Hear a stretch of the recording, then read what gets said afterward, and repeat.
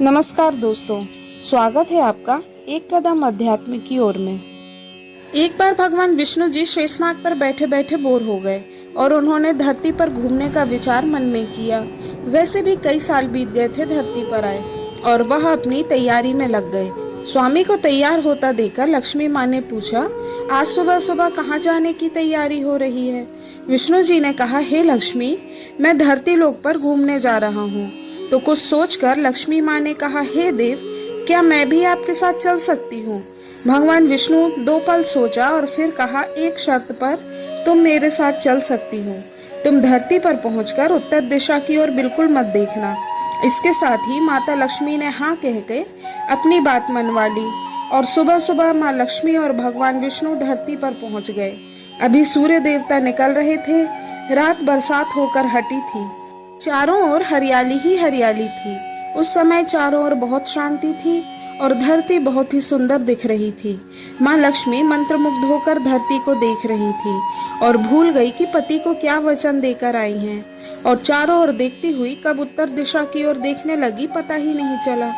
उत्तर दिशा में माँ लक्ष्मी को एक बहुत ही सुंदर बगीचा नजर आया। उस तरफ से भीनी भीनी खुशबू आ रही थी और बहुत ही सुंदर सुंदर फूल खिले थे।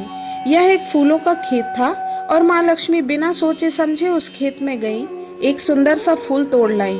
लेकिन यह क्या, जब माँ लक्ष्मी भगवान विष्णु के पास वापस आई तो भगवान विष्णु की आंखों में आंसू थे।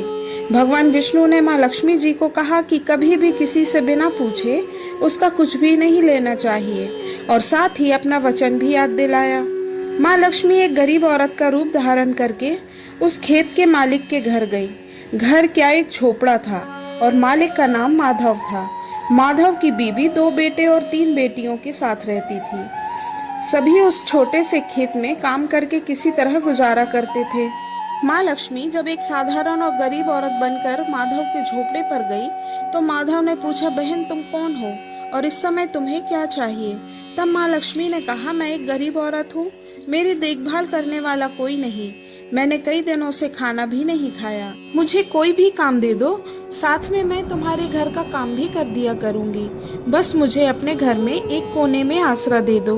माधव ने माँ लक्ष्मी को अपने झोपड़े में शरण दे दी और माँ लक्ष्मी 3 साल उस माधव के घर पर नौकरानी बनकर रही। जिस दिन माँ लक्ष्मी माधव के घर आई थी उससे दूसरे दिन ही माधव को इतनी आमदनी हुई फूलों से कि शाम को एक गाय खरीद ली। फिर धीरे धीरे माधव ने काफी जमीन खरीद ली और सबने अच्छे अच्छे कपड़े भी बनवा लिए और फिर एक बड़ा पक्का घर भी बनवा लिया। बेटियां और बीवी ने गहने भी बनवा लिए और अब मकान भी बहुत बड़ा बनवा लिया था। माधव हमेशा सोचता था कि मुझे यह सब इस महिला के आने के बाद मिला है, इस बेटी के रूप में मेरी किस्मत आ गई है। 4-5 साल बीत गए थे लेकिन माँ लक्ष्मी अब भी घर में और खेतों में काम करती थी। एक दिन माधव जब अपने खेतों से काम खत्म करके घर आया तो उसने अपने घर के सामने द्वार पर एक देवी स्वरूप गहनों से लदी एक औरत को देखा।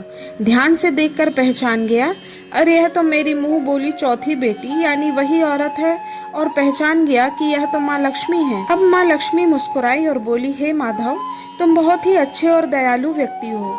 तुमने मुझे अपनी बेटी की तरह से रखा, अपने परिवार के सदस्यों की तरह से रखा। इसके बदले मैं तुम्हें वरदान देती हूँ कि तुम्हारे पास कभी भी खुशियों की और धन की कमी नहीं रहेगी। तुम्हें सारे सुख मिलेंगे जिसके तुम हकदार हो। और फिर माँ लक्ष्मी अपने स्वामी के द्वारा भेजे रथ में बैठकर बैकुंठ चली गई। दोस्तों, यह कहानी आपको कैसी लगी कृपया कमेंट करके ज़रूर बताएं। इस तरह की और भी वीडियो देखने के लिए मेरे चैनल को सब्सक्राइब करें। मेरी और भी वीडियो देखना चाहते हैं तो उनके लिंक नीचे डिस्क्रिप्शन बॉक्स में दिए गए हैं। कृपया वीडियो को लाइक करें और शेयर ज़रूर करें। धन्यवाद। जय श्री राम।